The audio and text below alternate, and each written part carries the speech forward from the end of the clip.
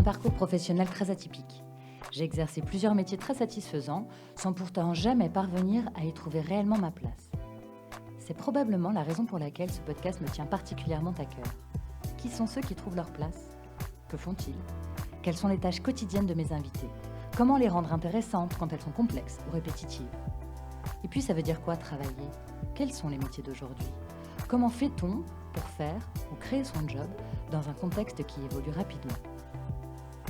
Si comme moi vous voulez découvrir des personnes au job inspirant, épanouies du management, héros du networking, excités du tableur ou guillerets du PowerPoint, alors bienvenue dans The Good Place, le podcast qui parle de ceux qui ont trouvé leur voie. Le Hibou est une plateforme de recrutement de freelance dans le domaine de l'informatique.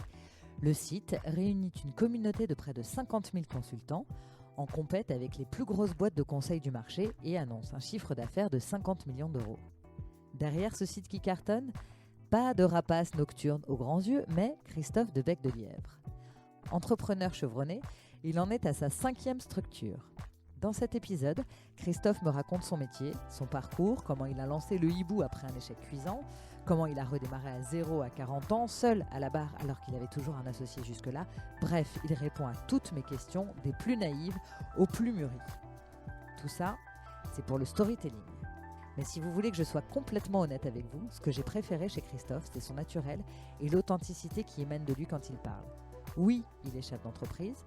Oui, sa boîte est en hyper-croissance. Oui, il a développé des outils hyper pointus dans le big data avec des gros algorithmes. Mais avant tout ça, le mec est normal, honnête et généreux. Il y a quelque chose de très rassurant dans son discours. À l'écouter, on dirait que c'est simple et presque indolore d'être entrepreneur. Christophe est probablement de ceux dont l'esprit de conquête vous emporte. Il est habité par ce qu'il fait. Et c'est peut-être l'une des raisons pour lesquelles il avance aussi bien. Voilà. Un mélange de simplicité, de naturel et beaucoup d'instinct. Vous êtes prêts ? Allez, sortez du nid, on va déployer nos ailes. Bonjour Christophe. Bonjour Agnès. Tu vas bien ?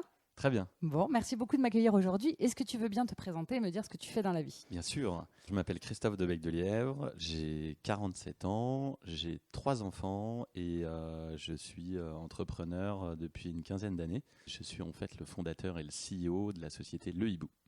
Qu'est-ce que ça veut dire ou qu'est-ce que ça signifie pour toi exactement, entrepreneur et fondateur et CEO de Le Hibou ? Est-ce que tu peux m'expliquer tout ça ? Qu'est-ce que c'est que d'être entrepreneur ? Je pense que c'est un petit peu différent du métier de chef d'entreprise, même si ça intègre cette fonction.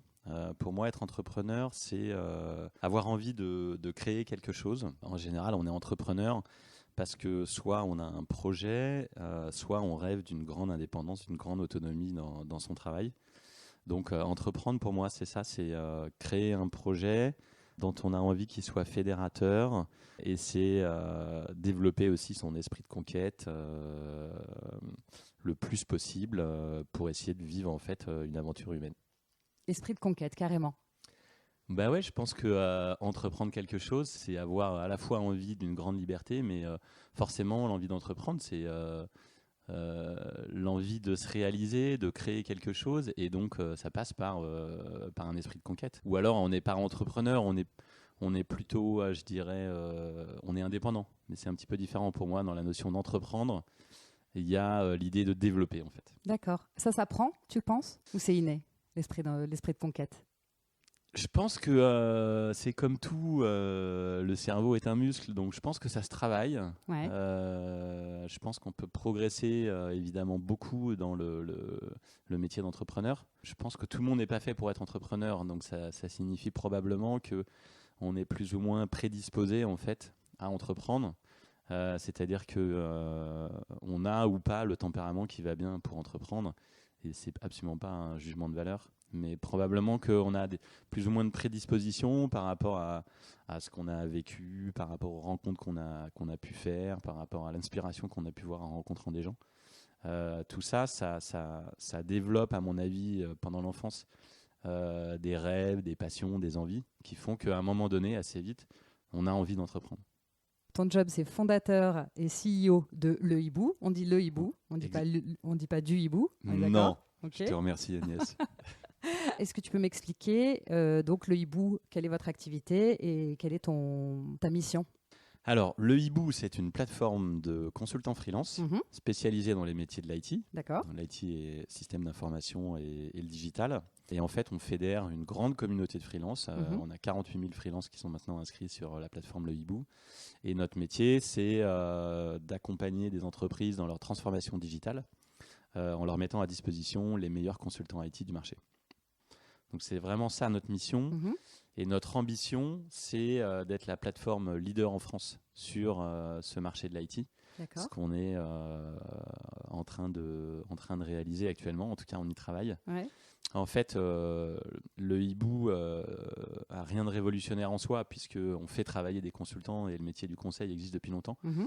Mais notre innovation, c'est le comment. C'est-à-dire qu'en fait, on a une approche plateforme, marketplace, pour créer un nouvel usage sur le marché qui permet à des clients en ligne d'identifier en fait les meilleurs consultants du marché avec tout un tas de data qu'on met à disposition sur la plateforme. Et on accompagne un mouvement sociétal qui est le fait que de plus en plus de gens dans les métiers de l'IT deviennent freelance, deviennent indépendants et quittent les sociétés de conseil ou les ESN pour devenir freelance. Et nous, en fait, on est un peu le chef d'orchestre de ce mouvement en proposant à nos clients, si tu veux, d'être le guichet unique pour accéder à cette communauté de freelance. Ok. Je ne sais pas si c'est clair. Si, je crois que c'est clair. Mais donc, du coup, il y a beaucoup de tech sur le site. J'imagine qu'il y a une partie technique un peu dense et Absolument. un peu nouvelle. Ouais. Ok. Donc, c'est ça la valeur ajoutée de Le Hibou. C'est ça la valeur ajoutée, mais c'est aussi de valoriser finalement des compétences en ligne. Mhm. Parce que tous nos indépendants, nos 48 000 indépendants, sont des personnes morales. Ils ont choisi à un moment donné de devenir indépendants, ok. de créer leur propre Mhm. structure. Et du coup, la particularité, c'est que en étant une personne morale, une entreprise, on a le droit de les noter. Donc, on arrive à capter en fait une information qui est très précieuse, qui est qu'est-ce que pensent les donneurs d'ordre chez qui ils sont déjà intervenus de ces consultants. D'accord. Et ça, on le met en ligne sur la plateforme. Et donc, par rapport à une société de conseil traditionnelle qui va vanter les compétences de ses consultants salariés, Mhm. nous, on apporte une donnée qui est unique, qui est qu'est-ce qu'en pensent les anciens clients chez qui ils sont intervenus. Donc, c'est ça la première valeur ajoutée d'avoir une plateforme de consultants indépendants. Ouais. Et la deuxième, c'est le nouvel usage qu'on essaye de créer, dont je parlais, qui consiste à avoir une espèce de moteur de recherche verticalisé sur les métiers de l'IT. Mhm. Tu vois, comme quand tu fais une recherche dans Google, Ouais. bah là, en fait, tu vas sur le Hibou et tu vas dire « Je cherche un consultant Salesforce Ouais. à Nantes Mhm. » et tu vas voir, poum, tous les gens, tous les freelances qui sont disponibles avec leurs skills, avec leur notation client, avec les avis le Hibou, etc., etc. Tu vas voir leur tarif journalier et très facilement, en fait, tu vas dire « Je vais pouvoir onboarder un freelance en l'espace de 72 heures pour gérer mon projet de CRM Salesforce. » C'est ça la grosse valeur ajoutée, en fait. Et alors, toutes ces idées-là, justement, cette idée de moteur de recherche, elle vient d'où? C'est toi qui as l'initiative de ça ou c'est un travail collectif? Alors, non, en l'occurrence, c'est moi, mais je dirais très modestement que c'est moi finalement, parce que j'ai pas inventé grand-chose. On s'inspire souvent de ce qui existe ailleurs ou qui est fait différemment. Donc moi, j'avais observé une société aux États-Unis qui s'appelle Upwork, qui est devenue vraiment une société qui cartonne dans le monde entier, qui fédère une immense communauté de consultants indépendants, de freelance, dans tous les métiers. Ouais. Et en fait, je me suis dit, on doit pouvoir créer la même chose en France avec une approche verticale, donc vraiment avec uniquement une communauté de consultants qui travaillent dans les métiers de l'IT. Et du coup, voilà pourquoi j'ai créé le Hibou. C'était aussi finalement une observation assez basique de ce qui se passait sur le marché, parce que avant ça, j'avais une entreprise avec un modèle de salarié. D'accord. Et je voyais bien que les consultants de plus en plus voulaient devenir indépendants. Et donc, je comprenais qu'il y avait un mouvement sociétal qui était en train de s'opérer dans ces métiers-là. Et que vraisemblablement, il y avait de la place pour un acteur qui fédère cette communauté. Est-ce que tu veux bien revenir sur ton parcours? pour qu'on comprenne justement comment tu en es arrivé à lancer le hibou. Alors mon parcours c'est assez simple. J'ai fait une école de commerce après prépa à Toulouse. Ensuite j'ai été salarié 2 fois. Mhm. Une fois dans une société qui s'appelle Transiciel pendant 3 ans. Puis après chez Business Objects qui est un éditeur de logiciels franco-américain. Ok. Et ensuite très vite, du coup j'avais 29 ans, j'ai créé ma première société qui était finalement la conjonction entre ces 2 expériences. C'était une société de conseil spécialisée sur les métiers de la data, de la business intelligence. D'accord, donc c'était déjà un peu ton domaine.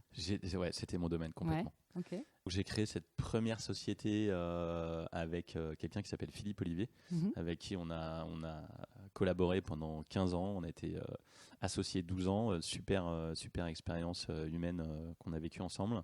Et à la suite de ça, j'ai créé 2 autres entreprises après qu'on ait vendu la première à un groupe assez important. D'accord.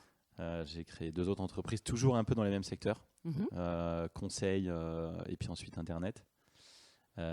Et ensuite, j'ai créé une 4e entreprise qui n'a pas été un franc succès. D'accord. Donc ça, c'est une expérience qui a duré 1 an. Fail fast, comme disent les Anglais. Ouais. Et enfin, j'ai créé le hibou il y a presque 6 ans maintenant. Qu'est-ce qui fait qu'après un échec de société, tu relances une nouvelle structure? Alors, d'abord, avant cette expérience difficile, j'avais quand même créé et vendu 3 entreprises. D'accord. Donc, c'est quand même une douche froide d'avoir une 4e expérience qui seule par un échec, même Bien si sûr. tu sais que ça peut faire partie de la vie, bien sûr, quand tu décides d'entreprendre. Mais donc, ça a été une expérience difficile parce que, avec mon associé de l'époque, avec Philippe Olivier, on pensait qu'à chaque fois qu'on allait monter une boîte, ça allait réussir. Et puis là, en fait, on a été un peu présomptueux dans notre approche. On voulait monter un moteur de recherche spécialisé dans le domaine de l'immobilier pour créer une nouvelle expérience utilisateur pour chercher un bien immobilier avec une expérience très orientée sur la data. D'accord. Et donc, au fait, au bout d'1 an, on s'est rendu compte qu'on connaissait absolument rien à ce secteur d'activité, qu'on avait fait des mauvais choix, etc. Donc, il a fallu tout arrêter. C'était la première boîte qui sortait du secteur de l'IT? Exactement. Okay. Exactement. Ouais. On s'est mis un peu plus en danger en se disant, à chaque fois qu'on monte un truc, ça marche pas mal. Ouais. Dans la baraka. Voilà, c'est ça. Et on pensait que assez facilement, en fait, on arriverait à disrupter un secteur qu'on connaissait pas. Et assez benoîtement, on est parti bille en tête. Et puis très vite, on s'est rendu compte qu'on n'était pas sur le bon chemin. Mais ça a été quand même une expérience très intéressante parce que on apprend forcément de ses échecs. Oui. Ouais. Même si j'avoue que à titre perso, c'est quand même difficile en fait parce que c'est facile de dire après coup qu'un échec t'apprend beaucoup, mais sur le moment, on est quand même au milieu de l'océan en pleine tempête et il faut essayer de tenir le cap, dont on connaît pas bien la direction, c'est ça le problème. Mais j'ai appris quand même beaucoup de choses de tout ça. D'ailleurs, j'ai terminé cette expérience en lisant Les Vertus de l'échec de Charles Pépin, que j'ai adoré et qui est plein de vérité. Et je pense que si aujourd'hui le hibou marche aussi bien, c'est certainement grâce à cette expérience un peu plus chaotique que les précédentes. Combien de temps elle a duré, cette expérience? Une grosse année. Oui, ça a été rapide. Ouais, ça a été rapide. D'accord. Mais bon, ça suffit à engloutir quelques centaines de milliers d'euros, recruter des gens et tout arrêter, etc. Et après ça, du coup, c'est un peu un moment difficile parce que c'est une remise en cause personnelle. Tu te demandes si tu as encore la foi pour entreprendre. Ouais. Est-ce que tu as l'énergie, j'avais 40 ans, pour remonter une 5e entreprise. Et du coup, c'est un questionnement qui est difficile. Et puis, quand tu as été chef d'entreprise, entrepreneur, à l'époque, ça faisait déjà... une dizaine d'années. Ouais, plus que ça même.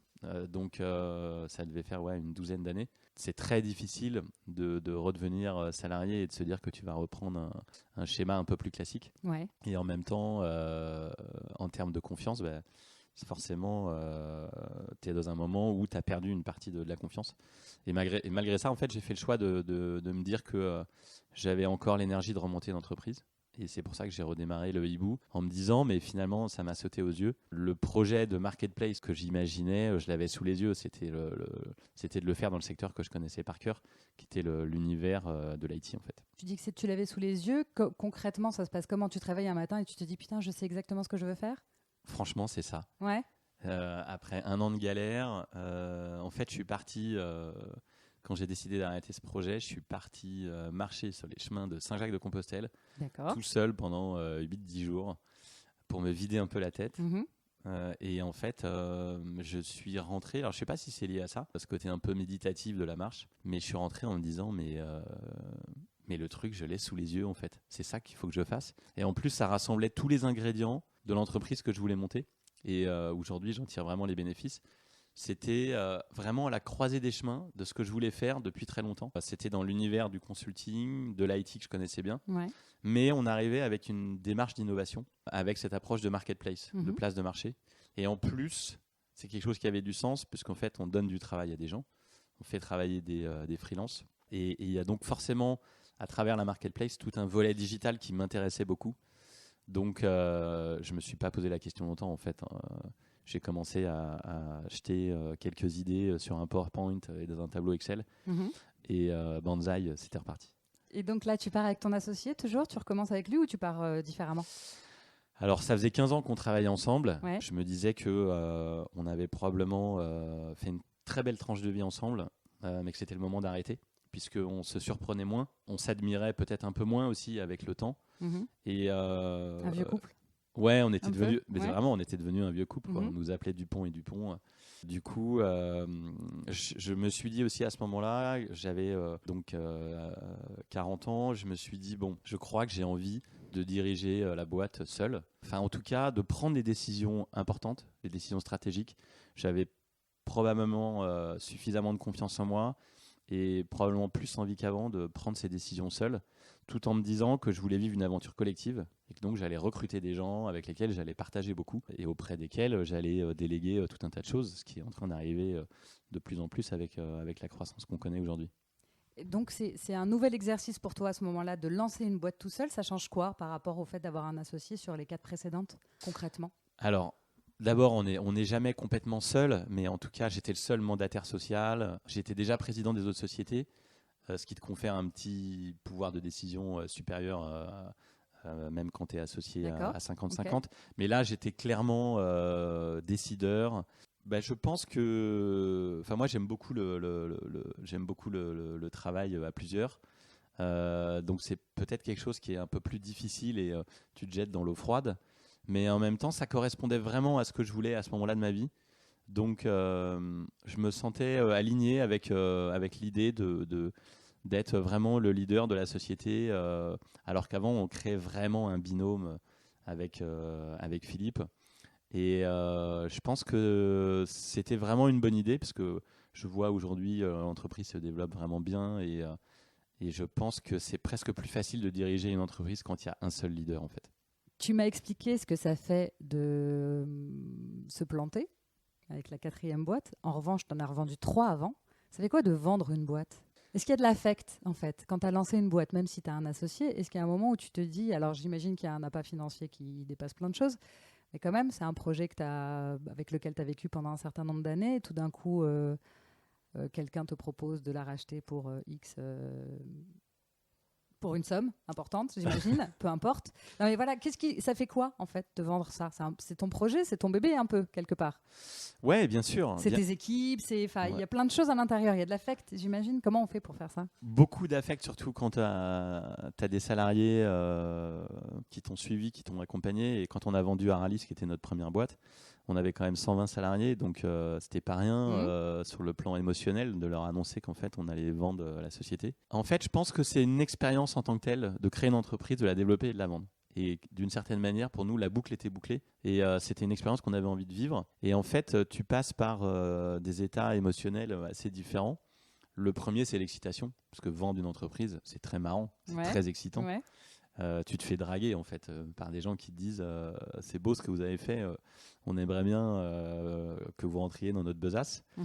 Donc il y a un côté excitant, il y a l'aspect financier évidemment aussi qui est excitant, on va pas se le cacher. Mais aujourd'hui avec l'expérience que j'ai, où j'ai un peu vieilli, je me rends compte aussi que en fait vendre une entreprise, c'est aussi casser son outil de travail. Et du coup souvent après la phase d'excitation, où tu pars avec un chèque et puis tu as un peu moins de boulot, Il y a aussi un vide en fait qui arrive derrière souvent. Et la troisième étape, c'est le rebond. C'est comment je me relance après tout ça. Ouais. Parce que ne rien faire, c'est pas un projet de vie. Et tu redécouvres que redémarrer un projet ex nihilo, c'est difficile. Parce qu'en fait, tu as aussi perdu ton statut social. Ouais. Mine de Ah rien. oui, tu redémarres à zéro, ouais. Ouais, mais c'est terrible. Mais quand tu as une boîte avec des salariés, avec des grands bureaux, des machins, tu captes facilement des fournisseurs, des banques, tu arrives à recruter des collaborateurs facilement. Et quand tu redémarres à zéro, c'est très difficile. En fait, il y a une part de la confiance que les gens pouvaient avoir en toi qui a disparu simplement parce qu'en fait, tu repars d'une feuille blanche. Et donc, c'est tout ça, en fait, l'expérience de vendre une boîte, c'est tout ça. Et les équipes, c'est pas difficile de te dire je me sépare de tous ces gens, enfin une partie en tout cas avec qui j'imagine tu avais de bons rapports ou que tu as formé, qu'on démarre avec toi? Si, c'est difficile, mais en même temps, c'est la vie. C'est-à-dire qu'eux-mêmes, ils passent une tranche de vie dans ton entreprise, ils restent 3 ans, 4 ans, 5 ans, et puis ils repartent. Et tu l'as vu aussi en tant qu'entrepreneur, tu as vu des gens démissionner au bout de quelques années, suivre leur projet de vie, et c'est tout à fait logique.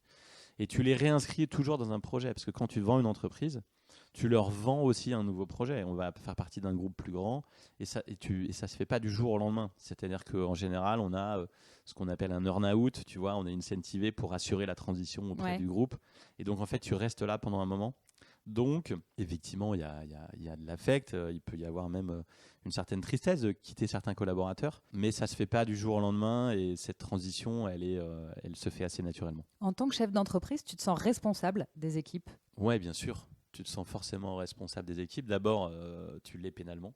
Ouais. Donc, quand tu es dirigeant d'entreprise, tu te souviens quand même que tu as une responsabilité pénale. Tu as aussi une responsabilité vis-à-vis d'eux. Et en fait, pour moi, cette responsabilité, elle tient surtout au fait de faire en sorte qu'ils arrivent à développer des compétences, à s'épanouir dans leur job et à réussir dans leur fonction. Et quand tu n'arrives pas à atteindre cet objectif, tu te dis que tu as merdé, en fait, concrètement. Donc, ta responsabilité, elle est finalement beaucoup dans le fait de faire en sorte que tes collaborateurs s'épanouissent et arrivent eux-mêmes à se réaliser dans leurs fonctions. Au-delà du chiffre d'affaires en croissance, qui est votre cas là en ce moment, comment tu sais que tu es un bon chef d'entreprise? Comment tu sais que les équipes se sentent bien? C'est quoi le cocktail qui fonctionne ou les éléments fondamentaux d'une boîte qui tient la route? Je pense qu'il y a pas mal de choses. Qu'est-ce qui fait que tu te sens bien à ta place ou que tu te sens successful? Je pense que, évidemment, il y a la santé de l'entreprise. Est-ce qu'elle va bien? Est-ce qu'elle se développe? Est-ce que les chiffres sont bons? Est-ce qu'on fait de la croissance? Donc, nous, aujourd'hui, on a la chance de faire de l'hypercroissance depuis la création. Donc, de ce point de vue-là, c'est gratifiant. Et les collaborateurs aussi, tu sens leur motivation parce qu'ils sont embarqués dans un projet qui se développe à vitesse grand V. Donc, il y a la santé financière dans l'entreprise. Je pense qu'il y a évidemment aussi, est-ce que tes clients te renvoient des choses positives? Est-ce qu'ils sont satisfaits des services que tu leur vends? Donc ça, c'est un point qui est super important. Si tu n'as pas ça, tu te dis que tu n'es pas sur le bon chemin et vice-versa. C'est très gratifiant quand tu sens que tes clients te disent « ouais, vous faites vraiment du bon boulot pour nous ». Mais je pense que le plus important, c'est de sentir la tonalité des collaborateurs, des salariés dans l'entreprise. Et c'est ça, en fait, à mon avis, probablement l'indicateur que tu ressens le plus pour répondre à ta question quand tu es dirigeant.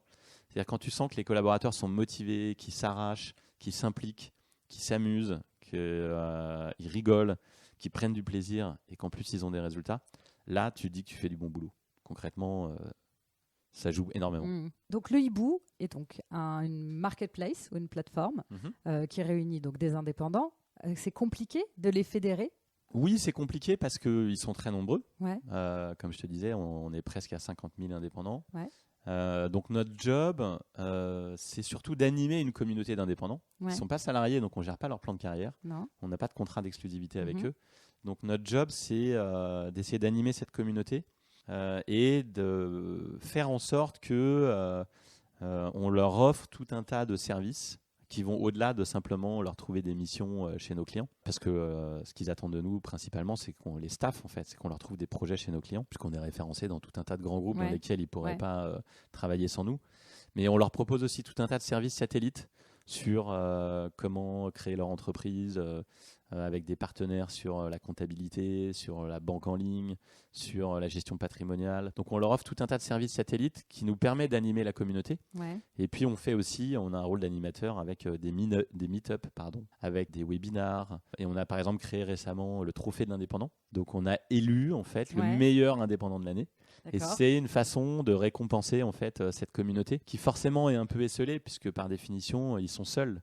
Donc c'est une communauté très atomisée. Et là l'idée c'était de mettre un coup de projecteur sur les meilleurs indépendants. Donc on a fait un petit plateau télé et on va faire une soirée pour récompenser les meilleurs indépendants dans leur catégorie. Sans rentrer dans les détails, le modèle économique de l'Hibou, c'est quoi? Comment vous vous rémunérez? Alors le modèle il est simple, en fait on est une marketplace très ouverte, un peu comme LinkedIn, verticalisée sur les métiers de l'IT. Donc on accède très facilement à notre base de consultants en ligne et le principe c'est qu'à chaque fois qu'on démarre une mission, on prend une marge, on prend un markup sur le taux journalier du consultant pendant toute la durée de son projet. Comme une boîte de conseil classique. Exactement. Ils sont tous ces indépendants pour être notés? Alors est-ce qu'ils ont tous des bonnes notes? C'est l'école du fan, ils ont tous un 10, du coup tout le monde se défonce pour être le meilleur dans son domaine. J'imagine, on n'a pas envie d'avoir un... C'est sur combien les notes? Sur 10? C'est quoi? Sur 5? Non, c'est sur 5 et surtout les notes c'est lié à leur profil. Et ils sont donc ça pose pas de problème. Globalement ça pose pas de problème et ça crée même du nivellement vers le haut. Parce qu'à une époque on avait tendance à dire, il y a une dizaine d'années, que les freelances étaient un peu volatiles, un peu mercenaires. C'est vraiment une tendance qui s'est complètement inversée. Parce que grâce à des plateformes comme le Hibou, ça crée de la traçabilité finalement. Donc le fait qu'ils soient notés, etc., à l'instar de ce qu'on voit sur Airbnb, où les gens qui louent leur maison font attention, on retrouve un peu la même chose avec notre population de freelance. On en a parlé tout à l'heure, mais être entrepreneur, c'est aussi avoir des idées, des projets. À quel moment tu as su que c'était une bonne idée? Tu es plutôt créatif, tu penses, ou plutôt visionnaire? Je sais pas trop en fait. Je dirais probablement plutôt créatif que visionnaire. Mais tout ça, je pense que c'est une histoire d'intuition. C'est-à-dire, à un moment donné, tu te dis que ce projet que tu es en train d'imaginer en fait, dans ta tête, tu te dis qu'il pourrait vraiment prendre forme. Et à partir du moment où tu as la conviction que ça va réussir, c'est là où tu te dis que finalement, c'est une bonne idée. À partir du moment où tu as cette conviction que ce projet va réussir, en fait, ça y est, tu as tellement de certitude, tu as tellement de confiance en toi que rien ne peut t'arrêter. Et en fait, ça y est, c'est parti. Et du coup, tu emmènes les gens avec toi, tu penses? Mais bien sûr. Et en fait, tu passes ton temps à convaincre les gens avec des bouts de ficelle. Parce que quand tu démarres et que tu es seul, c'est difficile. Mais l'énergie que tu mets, la force de conviction que tu développes, fait que les gens ont envie de te suivre. Et puis, plus ça se développe, plus c'est facile. Plus il y a de collaborateurs et plus il y a de clients, plus c'est facile. Mais je pense que c'est ça. C'est beaucoup une histoire d'intuition. Alors forcément, c'est mélangé avec une part d'analytique, c'est-à-dire que tu fais une petite étude de marché, etc. Mais le plus important, c'est l'intuition et c'est toute l'information que tu arrives à glaner en partageant ton projet. Parce que souvent, les entrepreneurs ont peur de partager leurs idées parce qu'ils se disent qu'ils vont se les faire piquer. C'est une erreur de débutant, entre guillemets. Il faut partager ses projets en amont parce qu'en fait, les gens te renvoient plein d'informations qui vont te permettre justement de faire progresser cette idée ou ce projet. Mais voilà, en fait, je pense, le démarrage, c'est l'intuition et la conviction que ça va réussir. D'accord, donc en fait, il n'y a pas de bonne ou de mauvaise idée. Non. Il y a juste en être convaincu ou pas.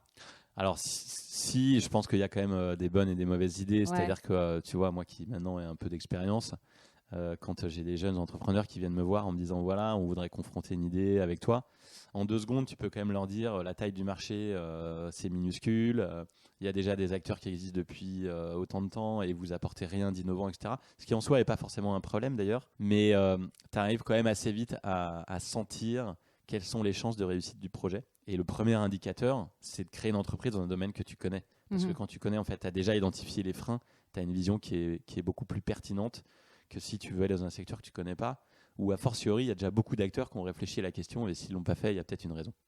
Ouais. Ton image personnelle, elle est hyper liée à celle de ta boîte. Le Hibou, c'est un peu toi? Oui, le Hibou, c'est un peu moi, c'est sûr. En tout cas, le Hibou, je pense que c'est l'entreprise qui me ressemble le plus par rapport à toutes celles que j'ai créées. C'est un peu l'aboutissement de 20 années d'expérience. Maintenant, j'espère que je n'existe pas que par le Hibou. J'espère que dans l'autre sens, c'est pas vrai. Autant le Hibou, je pense, me ressemble. l'ADN de Le Hibou, l'énergie que je mets dedans, mon caractère, c'est sûr qu'on le ressent dans cette boîte. Mais j'espère qu'en revanche, je ne suis pas que que je n'existe pas que par Le Hibou. Je pense qu'il y a autre chose dans la vie que l'entreprise que j'ai créée, c'est certain. Et alors, où tu trouves ton équipe? Je sais qu'il t'arrive régulièrement de jouer au tennis en pleine semaine et en pleine journée. Tu fais quoi si on te demande, s'il y a quelqu'un dans ton équipe te dit j'ai besoin de prendre 1 heure ou 2 parce que y a yoga, parce que j'ai envie d'aller kiter, parce qu'aujourd'hui justement le vent est bon et que je sais que tu as une partie de tes équipes à l'île Maurice. Qu'est-ce que tu leur dis? Tu réponds quoi? Bon, alors d'abord, ça n'arrive pas très souvent parce que malgré tout, il y a un cadre dans l'entreprise qui est quand même assez formel parce que ça peut pas être un BDE, une entreprise. Ouais. Donc ça, c'est la première chose. Et puis quand tu es dirigeant, forcément, tu peux t'accorder parfois plus de liberté qu'en étant salarié. C'est pas quelque chose que je fais très souvent puisque finalement, je bosse pas mal. Et c'est vrai que quand je vais jouer au tennis, je le fais quand même plutôt à l'heure du déjeuner. Ouais. Mais j'avoue qu'il y a un certain plaisir à te dire que tu as cette liberté de pouvoir organiser ta vie comme tu le souhaites et que tu peux travailler le week-end et aller jouer au tennis à n'importe quelle heure. Et c'est probablement un truc que j'ai toujours trouvé très sympa et très marrant. Mais après, pour les collaborateurs, tu es obligé de mettre en place un minimum de cadre, c'est évident. Mais le cadre, il peut être souple et c'est ce que j'ai vraiment essayé de mettre en place. Parce qu'à partir du moment où j'aime moi-même aller jouer au tennis à l'heure du déjeuner, je comprends aussi que mes salariés aient finalement les mêmes envies. Et donc, ils le voient, je ne me cache pas. Tu vois, j'ai mon sac de sport avec mes 2 raquettes juste à côté de toi.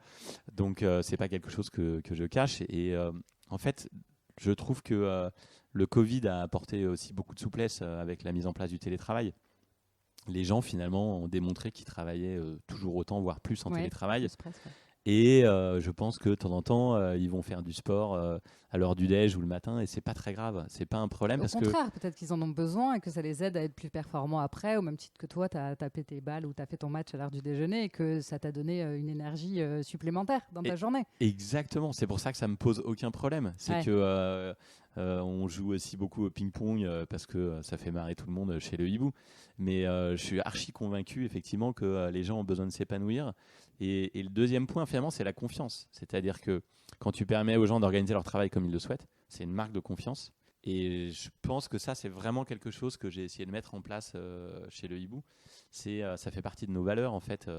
Le fait que les gens aient des objectifs clairs, mais qu'ils aient beaucoup de latitude dans les moyens pour les atteindre. Et finalement, la question que tu me poses par rapport au tennis, c'est ça. Finalement, c'est la question de la confiance.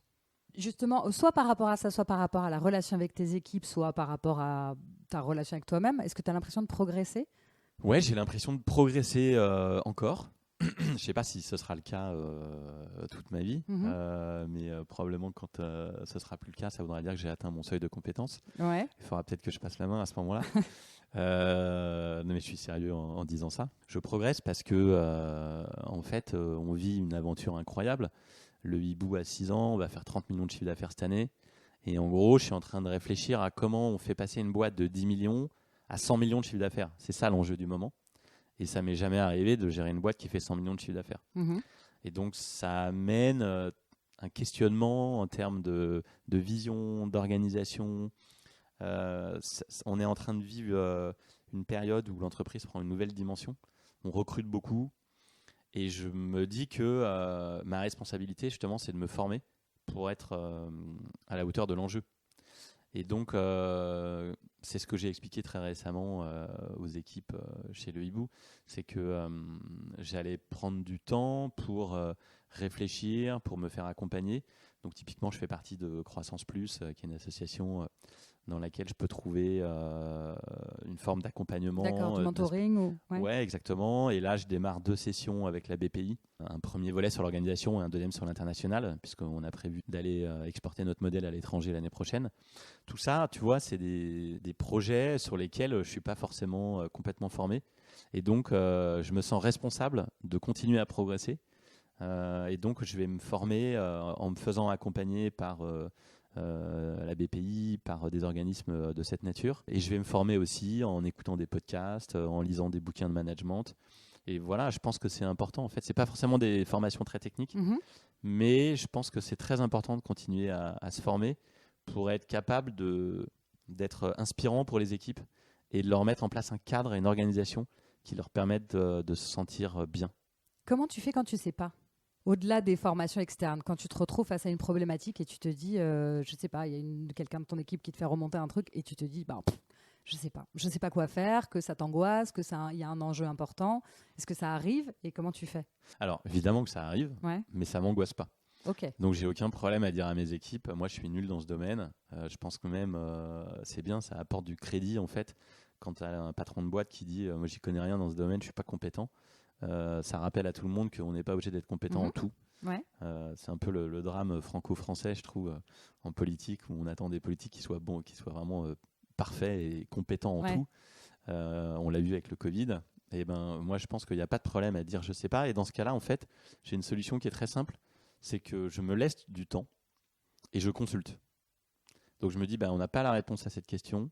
Moi-même, je ne l'ai pas. Donc je vais aller chercher l'information à l'extérieur, justement auprès d'autres entrepreneurs, d'organismes qui peuvent m'aider, de mon conseil d'administration, mon board. Je vais aller chercher cette information. Et en général, la notion de temps, elle est intéressante parce que en se laissant quelques jours ou quelques semaines, quasiment toujours, on trouve la solution, on trouve la réponse et elle s'impose d'elle-même en fait. Tu m'as dit avant, quand on a préparé l'épisode, que tu avais créé un board d'administration. Ouais. Pourquoi un board et pourquoi pas faire appel à des fonds extérieurs, des fonds d'investissement? Alors effectivement, j'ai créé un board et d'ailleurs ils ont mis quand même de l'argent dans l'entreprise. Mais l'idée c'était d'avoir un organe consultatif que je pouvais réunir 2 fois par an pour partager avec eux des questions sur la stratégie et avec une approche bienveillante de leur part, puisqu'en l'occurrence j'ai fait venir que des copains dans ce board qui ont eux-mêmes des entreprises qui se sont très bien développés, donc ils sont tous assez successful dans leur domaine. Ouais. Et donc l'idée c'était ça en fait, c'était de pouvoir solliciter un organe de conseil quand j'en ai besoin et partager avec eux des questions sur la stratégie quand c'est nécessaire. C'est rassurant. Pardon, c'est rassurant d'avoir un board de potes qu'un board de gens que tu connais pas.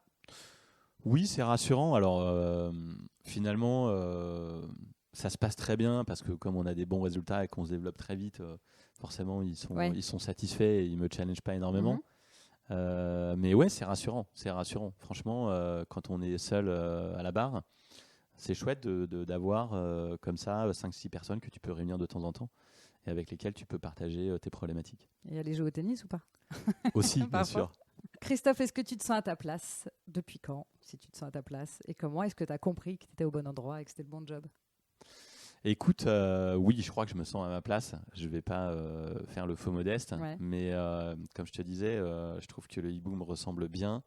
Je me sens à ma place parce que voilà, j'ai 47 ans, je dirige une entreprise qui me plaît. Je me sens à ma place parce que j'ai le sentiment que j'arrive à donner l'impulsion, à donner le là et qu'il y a de l'écho auprès des collaborateurs. Ouais. Je sens que j'arrive à fédérer cette équipe, je sens qu'ils sont contents d'être là. Et ça, en fait, c'est essentiel. Et puis, je me sens à ma place parce que cette entreprise, je l'ai créée, je l'ai imaginée, je l'ai pensée. Et elle me ressemble. Donc, je ne vois pas pourquoi je me sentirais illégitime ou pas à ma place, finalement. Ce ne serait pas très logique. Est-ce que tu te sentais à ta place avant sur les autres boîtes? Tu te souviens? Et la première, ça a parfois été difficile parce que, comme je te disais, avec mon associé à l'époque, on avait même pas 30 ans et on s'est retrouvés très jeunes à gérer plus de 100 collaborateurs et on était presque un peu dépassés par les événements, même si on trouvait ça génial. Alors on constituait un bon binôme, donc je pense qu'on a bien géré le bouclard. Ça a été un questionnement en tout cas au démarrage probablement. D'accord. Tu ne m'as pas dit pourquoi le hibou s'appelle le hibou, qui est un nom très franco-français. Exact. Alors ça s'appelle le hibou parce que y a plusieurs raisons. La première raison, c'est que le hibou, c'est l'animal indépendant par définition, donc il symbolise l'indépendance. D'accord. Du coup, ça se prêtait bien à une place de marché d'indépendant. Et la deuxième raison, qui est la raison principale, si je suis honnête avec toi, c'est que je voulais un nom facile à retenir. Je voulais un nom qui marque les esprits et un nom qui soit décalé dans l'univers de l'IT, dans l'univers de l'informatique, qui n'est pas forcément très glamour, où on a un gros jargon, on parle beaucoup de freelance. Et du coup, je voulais un nom qui soit décalé et qu'on arrive à faire du storytelling sur nos hiboux qui sont nos consultants. Et je pense que c'était une bonne idée parce que en fait, les gens retiennent très bien le nom versus des startups dont les noms sont inventés tous les jours. Ok, très bien. Et après, c'est franco-français. Je suis d'accord avec toi. Mais d'abord, notre ambition, c'est d'être le numéro 1 en France. Mhm. Donc, ça reste l'ambition numéro 1. Et ensuite, on va exporter notre modèle à l'étranger. On va essayer de le faire. Mais ce n'est pas forcément gênant d'avoir un nom français. Et puis, potentiellement, on utilisera un nom un peu plus anglo-saxon. D'accord. Qu'est-ce qui t'éclate le plus dans tout ce que tu fais là? Ce qui m'éclate le plus, je dirais que c'est de développer l'entreprise un peu comme un jeu de société, tu vois, et de voir qu'en fait, tu capitalises sur l'existant. Et aujourd'hui, le hibou, c'est un peu le cockpit d'un avion de chasse, tu vois. C'est digitalisé de partout, il y a des logiciels, des outils de partout. Cette complexité, c'est génial de dire qu'on a créé un truc qui automatise tout un tas de process. Mhm. Donc ça m'éclate, ça m'amuse Ouais. beaucoup. De me dire qu'on essaie de faire des choses en étant un peu plus malin que les autres. Ce qui m'éclate, c'est de péter les scores. C'est de me Mhm. dire, on fait Ouais. de l'hypercroissance, c'est amusant. Je ne sais pas pourquoi, hein, je n'ai pas la réponse au pourquoi, mais en tout cas, ça, c'est clairement quelque chose que je trouve excitant. Et la troisième chose, je dirais, c'est clairement de vivre une aventure humaine avec les collaborateurs, le hibou, avec des gens qui prennent des responsabilités et qu'on vive une aventure où on s'éclate tous ensemble. A contrario, c'est quoi le plus compliqué ou le plus douloureux? Le plus difficile à vivre pour moi, Ouais. je dirais les moments de surchauffe où j'ai parfois trop de boulot ou trop Ouais. de stress. Mm. Je m'aime pas beaucoup dans ces situations-là. J'aime pas me mettre dans le rouge. C'est aussi pour ça d'ailleurs que je fais pas mal de sport à côté. Et sinon, très honnêtement, il n'y a pas grand-chose que j'aime pas parce que comme l'entreprise a grossi, j'avoue que les tâches que j'aimais pas forcément au début, je les fais plus. Tu Donc sais ça, t'as délégué. voilà, exactement. Mais c'est Donc, quoi la pire tâche alors, celle que t'as déléguée? T'es très content de l'avoir déléguée. c'est probablement un reporting mensuel sous Excel qui prenait beaucoup de temps. Ok, d'accord. Donc Je voilà, comprends. Ouais, j'ai pas de passion pour les tableaux Excel. voilà, probablement ça. Ok. On passe aux questions de la fin. Mhm. Djokovic ou McEnroe? Un McEnroe, bien sûr. Ah, ok. Mauvais caractère, marrant, talentueux. McEnroe, bien sûr. McEnroe. Terre battue ou gazon? Terre battue. Je suis un grand fan de Roland Garros. Ouais. Et j'ai été très ému quand Noah a gagné en 83. C'était pas grand. Non, j'avais 9 ans, mais j'ai pleuré comme une madeleine devant mon écran. D'accord. Donc Roland Garros, bien sûr. Ok. Donc t'es un vrai accro au tennis depuis tout petit. Ouais, exactement. D'accord. Ouais, c'est probablement ce que je voulais faire dans la vie. Ah, ok. Mais c'est pas grave. Je suis pas mécontent de ce que je fais aujourd'hui, donc c'est pas très grave. Bon, alors j'ai la réponse à la prochaine. Tennis ou kitesurf? Alors j'adore aussi le kite, Ah, comme tu le sais, c'est voilà. pour ça que tu poses la Bah question. oui. Mais je dirais quand même tennis. D'abord, c'est un sport que je pratique toute l'année, Mhm. contrairement au kite. Mhm. Et puis, je trouve que intellectuellement, c'est peut-être plus intéressant. Parce que le tennis, ça mélange le talent tennistique pur, Mhm. mais ça mélange aussi le mental beaucoup, D'accord. le physique et la tactique. Donc le tennis, finalement, c'est C'est 4 complet. choses Ouais. qui sont extrêmement difficiles à réunir tout le temps en même temps. Et je trouve que ça en fait un sport passionnant. Chiffre d'affaires ou dividende? Je comprends pas forcément le sens de la question, chère madame. Faut choisir. Il n'y a pas Bah, toujours du sens. Je dirais plutôt dividende parce que tu m'aurais dit marge brute ou dividende, je sais pas ce que j'aurais dit, mais chiffre d'affaires, le chiffre d'affaires en soi importe peu. Ouais. Ce qui compte, c'est est-ce qu'à la fin tu peux payer tout le monde et est-ce que l'entreprise a les moyens de ses ambitions avec les bénéfices qu'elle dégage. Je dirais plutôt dividende, mais c'est un vaste débat aussi entre le revenu et le patrimoine. Mm. Je pense que les revenus sont plus rassurants que le patrimoine. Ouais. Donc c'est important d'avoir une linéarité avec des revenus. Mais évidemment, quand tu entreprends, tu sais que à la fin, en général, tu passes par la case soit dividende, soit vente d'actions. Donc voilà, c'est un mix entre les deux finalement, je pense, selon les périodes de la vie. Ça marche. Est-ce que tu as, Christophe, dans ton entourage, une personne au moins aussi habitée que toi par son job et que je pourrais inviter pour un prochain épisode?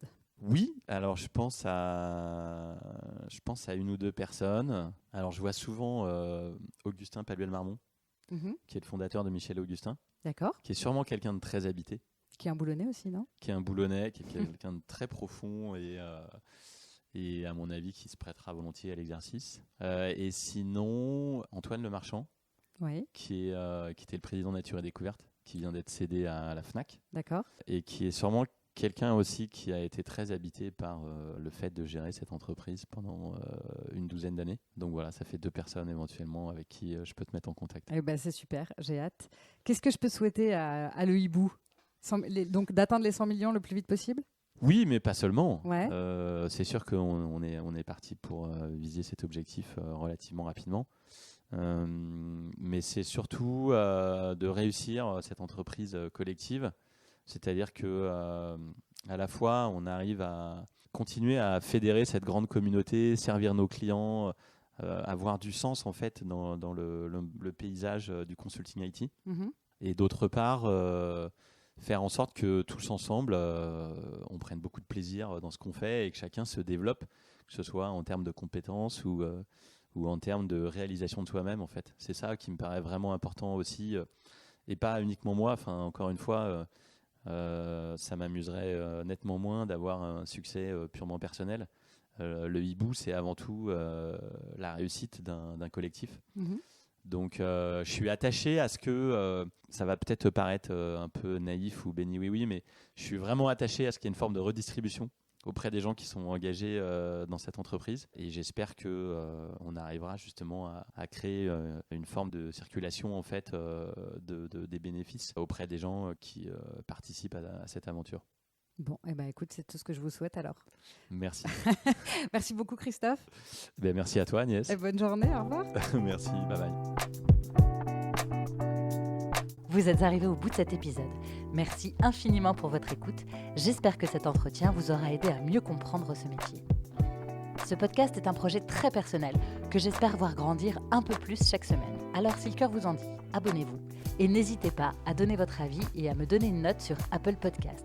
5 étoiles, ce serait pas mal. C'est peut-être un détail pour vous, mais pour moi, ça veut dire beaucoup. Enfin, si vous voulez vous-même venir me raconter votre métier et me dire pourquoi vous vous y sentez à votre place, contactez-moi sur Instagram, The Good Place, le podcast. Pas de tiret, pas de point. The Good Place, le podcast. Je serai ravie d'en discuter avec vous.